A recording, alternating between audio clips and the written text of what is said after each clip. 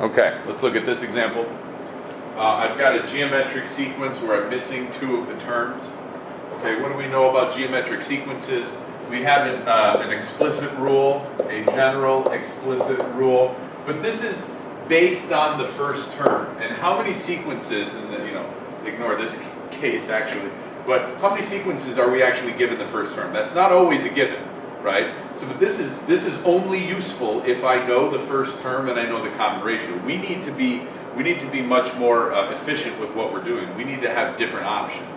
Okay, so we talked about a different situation where if this is the first term, we've got the second term here, we've got the third term here, and this is the fourth term.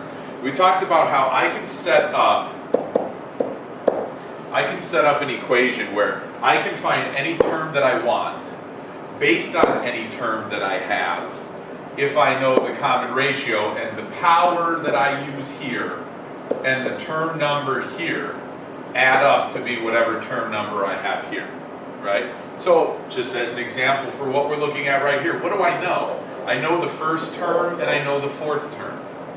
So that means that if I know the fourth term and I know the first term, I can get that by multiplying by the common ratio, q. These numbers add to be this number. So this is a situation where, because these are the only two terms that I know, this is really the only useful equation that I can set up. Okay, now fill in what we know about that. The fourth term is 128, the first term is 54, and I want to know the common ratio. This is going to help me solve for the common ratio. It's the only variable in this problem now. So I can solve for r cubed if I divide both sides by 54 and isolate that term.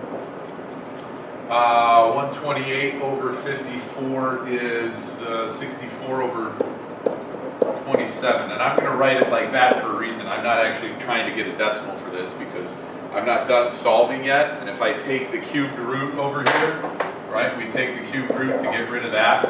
I'm taking the cubed root of this, and the reason that I didn't write a decimal for this right away is because these are both perfect cubes. So taking the cubed root of both of those is 4 over 3.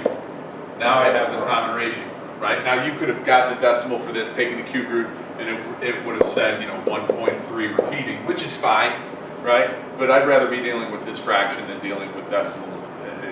It muddies up the water a little bit too much. So now I know what the common ratio is. So since I know the common ratio is 4/3, to get from this term to this term, I multiply by it.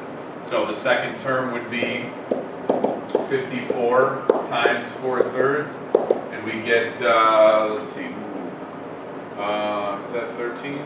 13, 472? I'm going to go with 72. My math might be wrong on that, but you get the idea. And then the third term would be 72 times 4/3, which is 96, I think.